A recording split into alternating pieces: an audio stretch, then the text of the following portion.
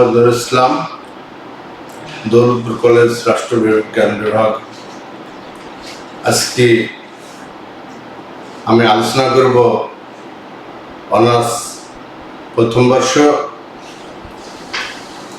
অধ্যায় 11 গণতন্ত্র কাকে বলে, গণতন্ত্রের দোষ ও গুণ, এই সম্পর্কে আজকে আমার আলোচ্য বিষয়। বিগত দিনে এই গণতন্ত্র সম্পর্কে আলোচনা করেছে এবং বৈশিষ্ট্য, কিন্তু দোষ এবং গুণ এই সম্পর্কে কোনো আলোচনা করা হয় নাই। এটা আবার আজকে আমি গণতন্ত্র সম্পর্কে এই সংজ্ঞাটা আবার পুনরায় আলোচনা করছি। আশা করি তোমরা সবাই ভালো আছো। গণতন্ত্র হচ্ছে বিশ্বে যে শাসন ব্যবস্থা, গণতন্ত্র, একনায়কতন্ত্র, সমাজতন্ত্র, রাজতন্ত্র, তার মধ্যে গণতন্ত্র সবচেয়ে সর্বোৎকৃষ্ট শাসন ব্যবস্থা। কারণ গণতন্ত্র শাসন ব্যবস্থার মাধ্যমে আজকে মার্কিন যুক্তরাষ্ট্র, কানাডা, অস্ট্রেলিয়া এইসব রাষ্ট্র আজকে পৃথিবীর বুকে আজকে তারা ধনী রাষ্ট্র। এবং এই গণতন্ত্র রাষ্ট্রে মানুষের মত প্রকাশের স্বাধীনতা, চলাফেরার স্বাধীনতা থাকে, কিন্তু অন্য কোনো শাসন ব্যবস্থায় মত এবং চিন্তা প্রকাশ করার স্বাধীনতা থাকে না। তো যাই হোক, এই গণতান্ত্রিক শাসন ব্যবস্থার মাধ্যমে আজকে বিশ্বে যে বিভক্ত, যে আজকে আমরা বাংলাদেশেও আমরা এক পা দুই পা করে আজকে বাংলাদেশেও আজকে অনেক উন্নতির শিখরে হয়েছে গণতান্ত্রিক শাসন ব্যবস্থার মাধ্যমে। যাই হোক, যে গণতন্ত্র হচ্ছে এমন একটা শাসন ব্যবস্থা, যে গণতন্ত্রের ইংরেজি শব্দ হচ্ছে ডেমোক্রেসি। ডেমোক্রেসির ইংরেজি প্রতিশব্দ হচ্ছে ডেমোস, গ্রিক শব্দ ডিমোস। ডেমোস থেকে কার্টোস এবং কার্টিয়া শব্দ দুটি উদ্ভূত হয়েছে। এই শব্দের অর্থ, ডেমোস শব্দের অর্থ হচ্ছে জনগণ এবং কার্টোস বা কার্টিয়া শব্দের অর্থ ক্ষমতা বা শাসন। যে আধুনিক যুগে গণতন্ত্র বলতে যে শাসন ব্যবস্থায় যে জনগণ, যে যাদের নির্বাচিত, প্রত্যক্ষ বা পরোক্ষভাবে নির্বাচিত প্রতিনিধির মাধ্যমে শাসন কার্যে অংশগ্রহণ করে, সেটাই হচ্ছে গণতন্ত্র। আধুনিক যুগে আসলে গণতন্ত্রের সংজ্ঞা এভাবে দিলে হয় না। গণতন্ত্রের বিভিন্ন বিজ্ঞানীরা বিভিন্নভাবে গণতন্ত্রের সংজ্ঞা দিয়েছে। যে এই সংজ্ঞাটা একটা রাষ্ট্রবিজ্ঞানী সুন্দরভাবে মতামত প্রকাশ করেছেন। C.F. স্ট্রংয়ের মতে গণতন্ত্র এমন এক ধরনের, C.F. স্ট্রংয়ের মতে শাসিতের সক্রিয় সম্মতির উপর যে সরকার প্রতিষ্ঠিত, সেটা হচ্ছে গণতন্ত্র। যে শাসিতের সক্রিয় সম্মতির উপর যে সরকার প্রতিষ্ঠিত, সেটা হচ্ছে গণতন্ত্র। এটি হচ্ছে C.F. স্ট্রং বলছে।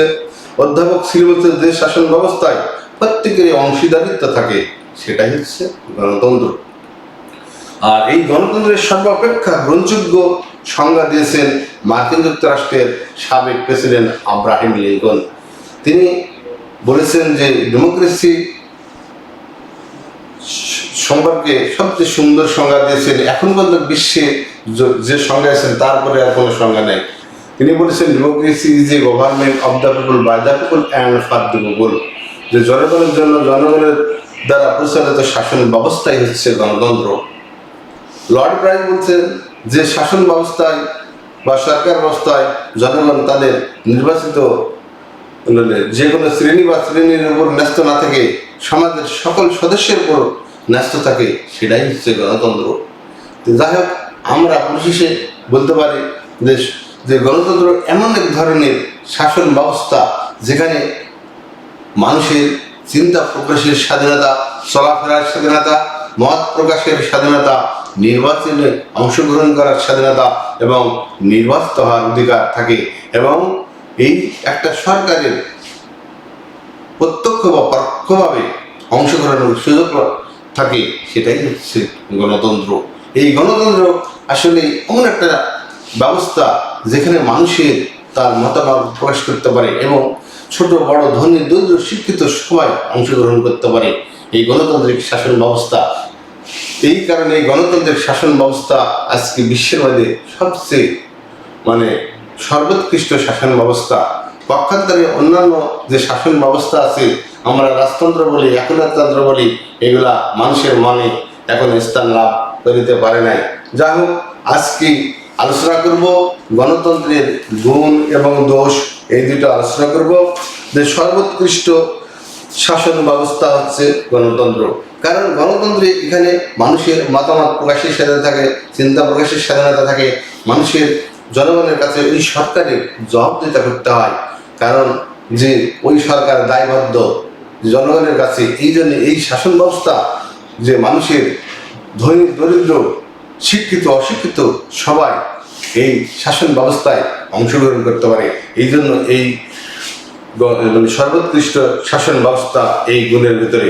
তারপরে হচ্ছে সর্বসাধারণের কল্যাণ। গণতান্ত্রিক শাসন ব্যবস্থায় জনগণের সর্বসাধারণের কল্যাণ সাধন করা হয়। নির্বাচিত সরকার যখন একটা নির্বাচিত হয়, তখন সেই সরকারের লক্ষ্য থাকে জনগণের সামগ্রিক কল্যাণ। কারণ যে 5 বছর পর পর একটা সরকারকে আবার জনগণের কাতারে ফিরে আসতে হবে। এই জন্য ওই সরকারের ভিতরে সবসময় একটা মানে ভয়ের কাজ করে যে আমাকে আবার জনগণের কাছে যেতে হবে, এই জন্য আমাকে জনগণের জন্য ভালো কাজ করতে হবে। এই কারণে এই সরকার ব্যবস্থাটা, গণতান্ত্রিক সরকার ব্যবস্থা সবসময় জনগণের সর্বসাধারণের কল্যাণ সাধন করে। তারপরে হচ্ছে কি রাজনৈতিক শিক্ষার প্রসার ও রাজনৈতিক চেতনা বৃদ্ধি। যে গণতান্ত্রিক শাসন ব্যবস্থায় রাজনৈতিক শিক্ষার প্রসার এবং রাজনৈতিক চেতনা বৃদ্ধি হয় কিভাবে? গণতান্ত্রিক শাসন ব্যবস্থায় একাধিক রাজনৈতিক দল থাকে। এখানে সরকারি দল থাকে, বিরোধী দল থাকে। এখানে সরকারি দল, বিরোধী দল তারা কি করে? তাদের নিজস্ব কর্মসূচি প্রণয়ন করে এবং জনগণের সামনে উপস্থাপন করে। সাথে সাথে বিরোধী দল কি করে? তাদের কর্মসূচি প্রণয়ন করে এবং তাদের নীতিটা জনগণের উপস্থাপন করে। এখানে তাহলে কি হচ্ছে যে এই যে দেশের জনগণ সরকারি এবং বিরোধী দলের তাদের আলোচনা সমালোচনা থেকে অনেক কিছু জ্ঞান লাভ করে এবং রাজনৈতিক চেতনা বৃদ্ধি লাভ, এই মাধ্যমে এই জনগণের মধ্যে রাজনৈতিক চেতনা বৃদ্ধি পায়। তারপরে হচ্ছে দক্ষতা বৃদ্ধি। যে এখানে দক্ষতা বৃদ্ধি এই কারণে পায় যে যাদের সরকারের নির্বাচিত প্রতিনিধি হয়, তাদের ভিতর থেকে যারা মানে যোগ্যতা সম্পন্ন ব্যক্তি, তাদেরকে মন্ত্রী নিয়োগ করা হয় বা বিভিন্ন মন্ত্রণালয়ে বিভিন্ন পোস্টে তাদেরকে দায়িত্ব দেওয়া হয়। তারা দক্ষতার সঙ্গে সেই সব দায়িত্ব পালন করে এবং গণতান্ত্রিক সরকার ব্যবস্থায় এবং এইসব মন্ত্রীরাই স্ব দায়িত্ব পালন করে। এই জন্য সরকার ব্যবস্থায় দক্ষতা বৃদ্ধি পায়। তারপরে স্বৈরাচারিতা রোধ। গণতান্ত্রিক শাসন ব্যবস্থায় হচ্ছে স্বৈরাচারিতা থাকে না, কারণ এখানে নির্বাচনের ব্যবস্থা থাকে। 5 বছর পর পর একটা সরকার যে নির্বাচনের, একটা রাষ্ট্রে নির্বাচন হবে এবং নির্বাচনের মাধ্যমে একটা দল জয়লাভ করবে, তারা সরকার গঠন করবে এবং যারা জয়লাভ করতে পারবে না তারা হচ্ছে বিরোধী দলে থাকবে। এই জন্য এখানে স্বৈরাচারিতার কোনো মানে সুযোগ নেই। তারপর হচ্ছে আইনের অনুশাসন। গণতান্ত্রিক শাসন ব্যবস্থায় আইনের অনুশাসন বিদ্যমান থাকে। এখানে ধনী দরিদ্র, শিক্ষিত অশিক্ষিত, উঁচু নিচু সবাই সমান, আইন সকলের দৃষ্টি সমান। এখানে জাতপাতের কোনো স্থান নেই। এই জন্য গণতান্ত্রিক শাসন ব্যবস্থায় আইনের দৃষ্টিতে সকলেই সমান। দেশপ্রেম সৃষ্টি। গণতান্ত্রিক শাসন ব্যবস্থায় দেশপ্রেম সৃষ্টি হয়, কারণ এখানে প্রত্যক্ষ বা পরোক্ষভাবে একটা রাষ্ট্রের শাসন কার্যে অংশগ্রহণ করার সুযোগ থাকে জনগণের। এই জন্য এই জনগণের মধ্যে একটা দেশপ্রেম সৃষ্টি হয়। কারণ আমি যখন একটা রাষ্ট্রের শাসন কার্যে অংশগ্রহণ করব বা এরকম আমার আশা থাকে, তখন ওই জনগণের মধ্যে সবসময় দেশপ্রেম সৃষ্টি হয়। তারপর হচ্ছে দায়িত্বশীলতা। গণতান্ত্রিক সরকার ব্যবস্থা হচ্ছে একটা দায়িত্বশীল সরকার, কারণ এই সরকার নির্বাচিত হওয়ার পরে জনগণের জানমাল থেকে শুরু করে সমস্ত কাজকর্ম একটা রাষ্ট্রের সরকারি করে। এই জন্য এই সরকারকে একটা দায়িত্বশীল সরকার বলা হয় এবং সরকার জনগণের কাছে দায়বদ্ধতা থাকে। তারপরে হচ্ছে স্থায়িত্ব। গণতান্ত্রিক সরকার ব্যবস্থায় একটি স্থায়ী সরকার, কারণ এই সরকার যে দল নির্বাচনের মাধ্যমে সরকার গঠন সংখ্যাগরিষ্ঠ হয়, তারাই সরকার গঠন করে এবং যারা সংখ্যাগরিষ্ঠ আসন পায় না এবং সংখ্যাগরিষ্ঠ ভোট পায় না, তারা বিরোধী দলের ভূমিকায় থাকে।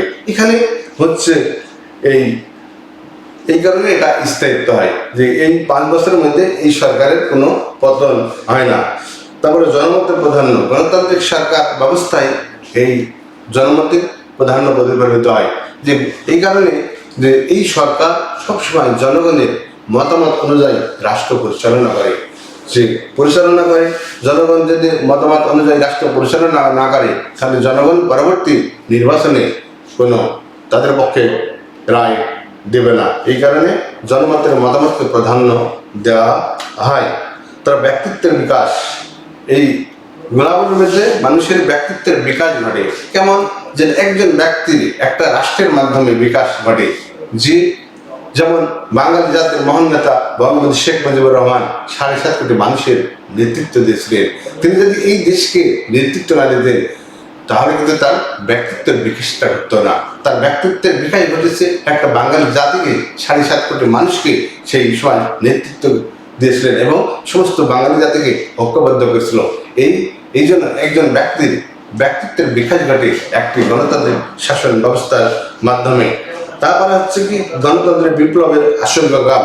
গণতান্ত্রিক শাসন ব্যবস্থায় বিপ্লবের আশঙ্কা কম থাকে, কারণ এখানে আগেই আলোচনা করছি যেখানে একটা নির্বাচনের ব্যবস্থা হয়। যারা সরকারের নির্বাচনের সংখ্যাগরিষ্ঠ লাভ করে তারা হচ্ছে সরকার গঠন করে, এবং যারা মানে সংখ্যাগরিষ্ঠ আসন লাভ করে না বা কম ভোট পায় তারা বিরোধী দলের থাকে। এই কারণে এখানে স্বৈরাচারের কোনো এই গণতন্ত্রের বিপ্লবের আশঙ্কা থাকে না। এই বিপ্লবের আশঙ্কা থাকে না কারণ এখানে একটা নির্দিষ্ট সময়ের জন্য যে পরপর একটা সঠিক সময় একটা নির্বাচনের ব্যবস্থা থাকে। এটাই হচ্ছে গণতন্ত্রের গুণ। তাহলে গণতন্ত্রের গুণ এই যে সর্বোৎকৃষ্ট শাসন ব্যবস্থা থেকে শুরু করে যে আমি আলোচনা করলাম, যে এই গুণগুলি যে আলোচনা সুন্দরভাবে। এবার আসি দোষ। গণতন্ত্রের দোষের ভিতরে পাচ্ছে যে এই অজ্ঞ ও অশিক্ষিতদের শাসন। গণতন্ত্র হচ্ছে অজ্ঞ অশিক্ষিতের শাসন। এই কারণে বলা হচ্ছে যে সাবেক রাষ্ট্রবিজ্ঞানী প্লেটো এবং অ্যারিস্টটল গণতন্ত্রের একটা নিকৃষ্ট মানের শাসন ব্যবস্থা বলছেন। যেমন এর গুণ আছে, দোষও আছে।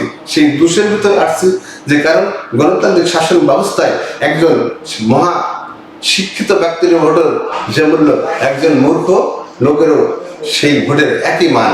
এই কারণে সেই পূর্বের থেকে প্লেটো এবং অ্যারিস্টটল গণতান্ত্রিক শাসন ব্যবস্থাকে একটি অজ্ঞ, অশিক্ষিত এবং নিকৃষ্ট মানের শাসন ব্যবস্থা বলেছেন। তারপরে হচ্ছে কি জরুরি অবস্থার অনুপযোগী। যে গণতান্ত্রিক সরকার ব্যবস্থায় এই জরুরি অবস্থার অনুপযোগী, কারণ এই সরকার ব্যবস্থায় যে কোনো সিদ্ধান্ত নেওয়ার এখতিয়ার রাখে না। কারণ যে কোনো সিদ্ধান্ত নিতে হলে গণতান্ত্রিক শাসন ব্যবস্থায় একাধিক রাজনৈতিক দল থাকে এবং একাধিক রাজনৈতিক দলের যারা প্রতিনিধি থাকে তাদেরকে একটা সভা ডাকতে হয় বা সংসদে আইনসভা ডাকতে হয়। আইনসভা থেকে একটা অনুমতি নিতে হয় এবং অনেক কষ্টসাধ্য ব্যাপার। এই কারণে এই গণতান্ত্রিক সরকার ব্যবস্থাটা হচ্ছে একটা জরুরি অবস্থার অনুপযোগী শাসন ব্যবস্থা। তারপর হচ্ছে নিকৃষ্ট মানের শাসন। আমি আগে বলেছি যে নিকৃষ্ট মানের শাসন ব্যবস্থা প্লেটো অ্যারিস্টটল বলেছেন একজন যে শিক্ষিত ব্যক্তির ভোট আর একজন মূর্খ ব্যক্তির ভোট কখনো সমান না। এই কারণে একে একটা নিকৃষ্ট মানের শাসন ব্যবস্থা বলেছেন। তারপর হচ্ছে কি দলীয় কন্দল। যে গণতান্ত্রিক শাসনের ব্যবস্থায় একটা দেশে একাধিক রাজনৈতিক দল থাকে, অনেকগুলি রাজনৈতিক দল থাকে। যেমন বাংলাদেশের কথা বলি, বাংলাদেশ একটা ছোট্ট রাষ্ট্র, প্রায় আমার দেশে প্রায় 100-এর উপরে বা 200টি রাজনৈতিক দল আছে। এই রাজনৈতিক দলগুলি এদের নিজেদের ভিতরে দলীয় কন্দল, এই দলীয় কন্দল থাকে। এই গণতান্ত্রিক শাসন ব্যবস্থা এটা হচ্ছে একটা বড় দোষ, যে দলীয় কন্দলটা। তারপর হচ্ছে কি ব্যয়বহুল।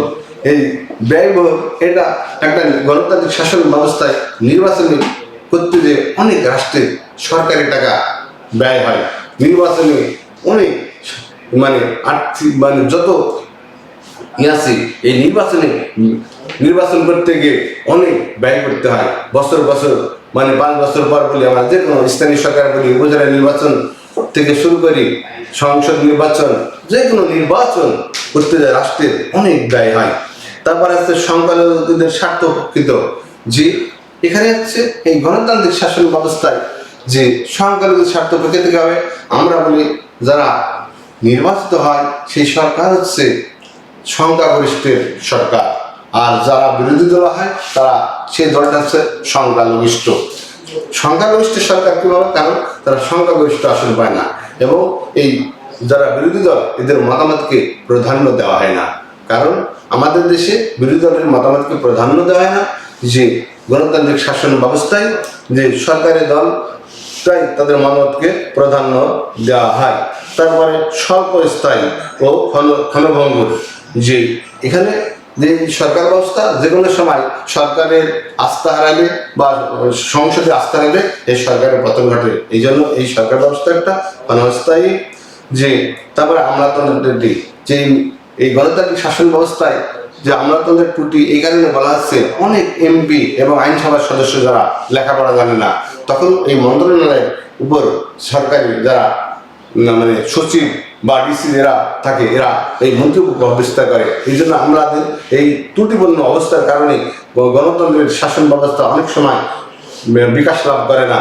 যাই হোক, তারপরে আসছে শত যোগ্য লোকদের অনীহা। এই কারণে এই গণতান্ত্রিক সরকার ব্যবস্থায় মূর্খ লোকদের মানে কারণে সৎ এবং যোগ্য লোকরা এই গণতান্ত্রিক শাসন ব্যবস্থায় তারা অংশগ্রহণ করতে চায় না। যাই হোক, যে এই পরিশেষে আমি তোমাদেরকে যে গণতন্ত্র কাকে বলে, এই গণতন্ত্রের গুণ এবং দোষ আলোচনা করলাম। আশা করি তোমরা এই বিষয়টা অবশ্যই তোমরা দেখবা, কারণ খুব ভেরি ভেরি ইম্পর্টেন্ট। সাথে সাথে এবং তোমরা ভালোভাবে লেখাপড়া করবা। এই